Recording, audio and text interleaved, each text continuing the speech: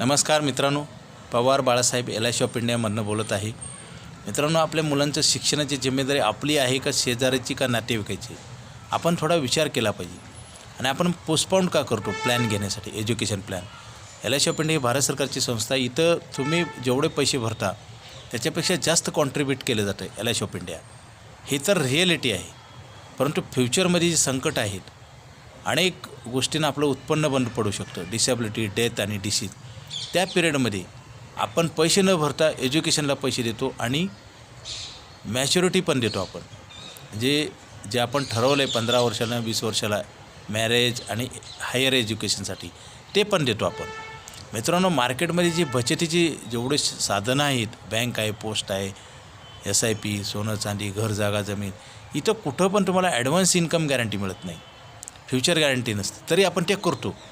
मित्रांनो, हे का करत नाही? त्याचं कारण आहे की आपल्याला पुढे काय घडणार आहे माहिती नसतं आणि आपण जणू काही आपल्याला काही होणारच नाही ह्या हिशोबाने आपण चालत असतो आणि इथंच धोका होतो. आपल्या मुलाबाळाची जिम्मेदारी आपल्यावरच आहे. समजा देव न करो काही घडू नये आणि नाही घडलं तरी पैसे लागणार आहेत.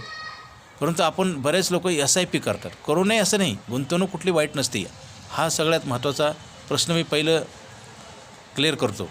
गुंतवणूक वाईट नसते, परंतु गॅरंटी हा महत्त्वाचा विषय आहे. कारण गॅरंटी जर नसेल तर त्या गुंतवणुकीला काहीच अर्थ नाही. आता बघा, SIPमध्ये मार्केट डाऊन झालं तर भरलेले पण मिळू शकत नाहीत. कित्येक मल्टी मार्केटिंग कंपन्या, बँका, पतपेढ्या बंद पडतात. मग काय करता तुम्ही? मित्रांनो, आपण आपल्याला फसवत असतो. विचारामध्ये, कर्मामध्येच फसवणूक किंवा फायदा असतो. म्हणजे आपल्या कर्मामध्येच काही दडलेलं आहे. ते करण्यासाठी आम्ही सांगत आहे. आणि LIC ऑफ इंडिया ही भारत सरकारची संस्था आहे, गॅरंटेड आहे.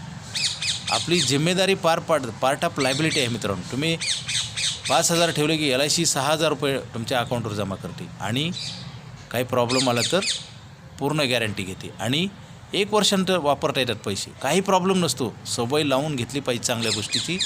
जर नाही लावून घेतली तर वाईट गोष्टी घडत असतात. मी नेहमी सांगत असतो, शेतकऱ्यानं पेरणी नाही केलं तर गवत उगवणार, रुग्णानं ट्रीटमेंट नाही घेतलं तर रुग्णाचा आजार वाढणार, रुग्ण डेथ होणार आणि डॉक्टरला पैसे द्यावं लागणार.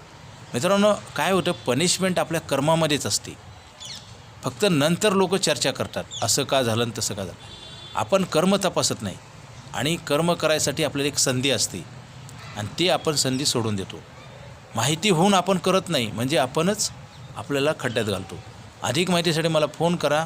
आपलं एज्युकेशन प्लॅन, पेन्शन प्लॅन सगळं प्रोव्हिजन करता येतं. अधिक माहितीसाठी मला फोन करा आणि प्लॅनिंग करा. Okay, thank you.